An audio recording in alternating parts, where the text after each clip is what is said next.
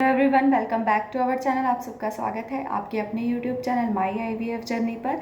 आज मैं आपको जो पिछले वीडियोस है मैंने उसको आपको ये बताया था कि जो 14 डेज़ होते हैं उसमें आपको किस तरह से जो है रहना है, केयर करनी है और 14 डेज़ में पेन क्यों होता है। आज मैं आपको ये शेयर करने वाली हूँ कि जो फर्स्ट 3 मंथ होते हैं एम्ब्रियो ट्रांसफ़र के बाद जो है जब हमारी प्रेगनेंसी कंफर्म हो जाती है तो फर्स्ट 3 मंथ आपको किस तरह से प्रिकॉशंस लेने हैं, क्या आपको अपना ध्यान रखना है और उसके बाद क्या क्या आपको जो है करवाना ज़रूरी है। देखिए, जब फर्स्ट 3 मंथ जैसे ही बेटा एससीजी की रिपोर्ट पॉजिटिव आ जाती है, हम उससे पहले किट में भी चेक करते हैं। हम 10th 12th और 14 डेज़ पर चेक कर सकते हैं। कई बार 10th में नहीं आता, 12th में आ जाता है, 12th में नहीं आता तो 14 डेज़ के बाद तो वो आ ही जाता है अगर प्रेगनेंसी कंफर्म हो जाती है, आपको प्रेगनेंसी पॉजिटिव होती है। लेकिन किट में जो प्रेगनेंसी आती है वो कई बार जो है नेगेटिव भी होती है, फॉल्स भी होती है, सही नहीं होती है। लेकिन जो बेटा एससीजी की रिपोर्ट होती है 14 डेज़ के बाद, जो ब्लड टेस्ट से किया जाता है, उससे जो है प्रेगनेंसी 100% हमारी कंफर्म हो जाती है।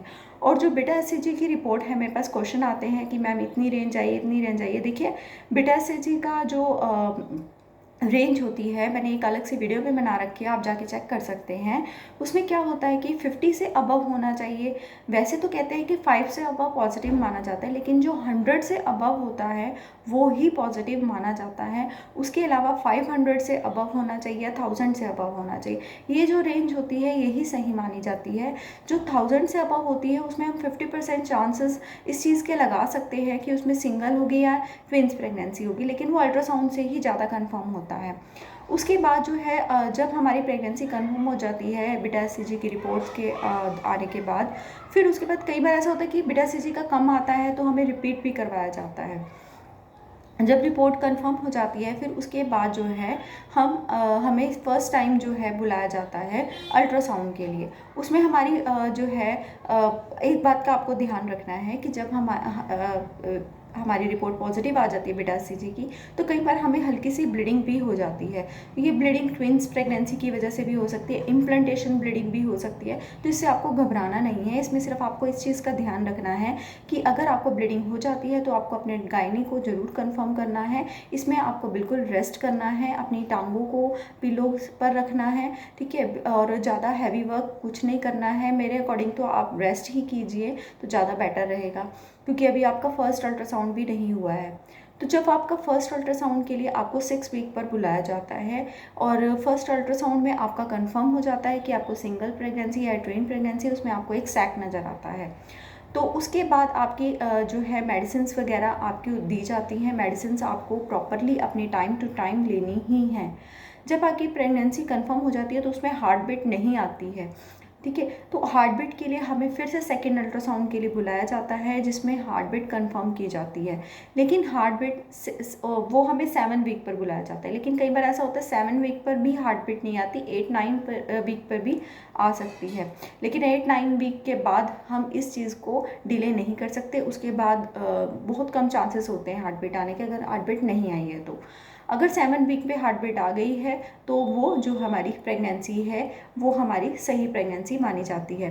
फिर उसके बाद हार्ट बीट आने के बाद हम अपने रिश्तेदारों को सभी को बता सकते हैं कि हमें प्रेगनेंसी कंफर्म हो गई है। फिर उसके बाद प्रेगनेंसी कंफर्म होने के बाद अब फर्स्ट 3 मंथ हमें किस तरह से अपना ध्यान रखना है। फर्स्ट 3 मंथ में आपके जो जो अल्ट्रासाउंड्स डॉक्टर बोलते हैं वो आपको किसी अच्छी लैब, अच्छे डॉक्टर से ही करवाने हैं, क्योंकि ये फर्स्ट 3 मंथ के जो अल्ट्रासाउंड होते हैं ये बहुत ज़्यादा ज़रूरी होते हैं, क्योंकि इस टाइम आपके बेबी के अंग बन रहे होते हैं, उनकी अम्बिलिकल कॉर्ड बन रही होती है, और ये जो है फर्स्ट 3 मंथ में जाके कंप्लीट हो जाती है। और ये बनना और ये अल्ट्रासाउंड में अच्छे से देखना बहुत ज़्यादा ज़रूरी है। तो इसलिए जो जो अल्ट्रासाउंड्स आपको बताए गए हैं वो कम्प्लीटली करवाइए। ये मत सोचिए कि अभी तो एक हफ्ते पहले अल्ट्रासाउंड किया था, आप क्यों अल्ट्रासाउंड बोल रहे हैं, ये हमारे बेबी को के लिए हार्मफुल है। तो ऐसा कुछ नहीं होता है, कोई हार्मफुल नहीं होता है, ठीक है। तो आप अपना अल्ट्रासाउंड ज़रूर करवाइए, उसमें हार्ट बीट पता चलती रहेगी, आपके बेबी की ग्रोथ जो है मतलब कि अंग वगैरह का पता चलता रहेगा। अम्बिलिकल कॉर्ड का पता चलता रहेगा, ओएस का पता चलता रहेगा, यानी कि इंटरनल ओएस जो है वो क्लोज्ड ओपन तो नहीं हो रहा है, या वो कम, उसका डिस्टेंस कम तो नहीं रह गया है। तो इन चीज़ों का पता चलता रहता है, जो कि बहुत ज़्यादा ज़रूरी है। और 3 मंथ्स के लास्ट में जाकर हमारा एक फर्स्ट लेवल का टेस्ट होता है, वो भी करवाना ज़रूरी होता है। लेवल 1, लेवल 2, लेवल 3 ये टेस्ट जरूर करवाने ज़रूरी होते हैं। तो इसमें आपको इन चीज़ों का ध्यान रखना है। उसके अलावा इन फर्स्ट 3 मंथ में आपको इस चीज़ का ध्यान रखना है कि आपको कोई भी गर्म चीज़ नहीं खानी है, आपको ज़्यादा रेस्ट भी नहीं करना है, लेकिन नॉर्मल वर्क करना है। अगर आपको डॉक्टर ये बता देता है कि आपका लो लाइंग प्लेसेंटा है और आपका ओएस जो है वो उसका डिफरेंस जो है बहुत ज़्यादा कम है, उसके ओपन होने के चांसेस ज़्यादा हैं, तो आपको हाई रिस्क प्रेगनेंसी बता दी जाती है। ट्विन प्रेगनेंसी में आपको ब्रीडिंग की प्रॉब्लम ज़्यादा हो जाती है। तो इन कंडीशन में आपको स्ट्रिक्ट बेड रेस्ट अगर बोल दिया गया तो आपको प्रॉपरली बेड रेस्ट जरूर लेना है। इसमें आपको नॉर्मल वर्क भी नहीं करना है। इन चीज़ों का आपको ध्यान रखना है। जब फर्स्ट 3 मंथ मेरे पास ये भी क्वेश्चन आते हैं कि फर्स्ट 3 मंथ में हमें जो है उसी डॉक्टर से करवाना पड़ेगा। बिल्कुल उसी डॉक्टर से जहाँ से आपका IVF हुआ है, उन्हीं डॉक्टर से आपको जो है अपना ट्रीटमेंट करवाना पड़ेगा। फर्स्ट 3 मंथ तक आपकी जो भी मेडिसिन चल रही हैं वो आपकी नॉर्मल प्रेगनेंसी के कंपेयर में जो है वो बहुत ज़्यादा होती हैं, और इंजेक्शन्स होते हैं वो आपको टाइम टू टाइम लेने हैं। अपनी हर चीज़ खाने पीने का ध्यान रखना है, और फर्स्ट 3 मंथ के बाद ही आपकी जो प्रेगनेंसी है एक नॉर्मल प्रेगनेंसी की तरह आपको जो है मेडिसिन नॉर्मल आयरन और कैल्शियम की दी जाती हैं। और फर्स्ट 3 मंथ में आपको इस चीज़ का भी ध्यान रखना है कि आपके टेटनस के इंजेक्शन्स जो है वो कंप्लीट हो जाने चाहिए। वो टेटनस के इंजेक्शन जैसे ही आपको प्रेगनेंसी कंफर्म हो जाती है, आपका फर्स्ट अल्ट्रासाउंड हो जाता है, आपको अपने नज़दीक के आशा वर्कर के साथ जो है अपना कांटेक्ट रखना है, और वही आपको टेटनस के इंजेक्शन लगाएंगे। और ये टेटनस के इंजेक्शन लगवाने बहुत ज़्यादा ज़रूरी हैं, इस बात का भी आपको ध्यान रखना है। ठीक है, तो ये सारी जो प्रिकॉशंस हैं वो आपको फर्स्ट 3 मंथ के अंदर रखने हैं। फर्स्ट 3 मंथ के बाद अगर आप अपना गायनी जो है वो चेंज करना चाहते हैं, बहुत से ऐसी हॉस्पिटल्स हैं जो डिलीवरी की फैसिलिटी भी वहाँ पर अवेलेबल होती है, लेकिन बहुत से हॉस्पिटल ऐसे भी होते हैं जहाँ पर डिलीवरी की फैसिलिटी अवेलेबल नहीं होती है, तो आपको डॉक्टर चेंज करना होता है। और अगर आपको डॉक्टर चेंज करना है तो अपनी गायनी से कन्फर्म करके ही करना है, और उनसे एडवाइस लेकर ही करना है।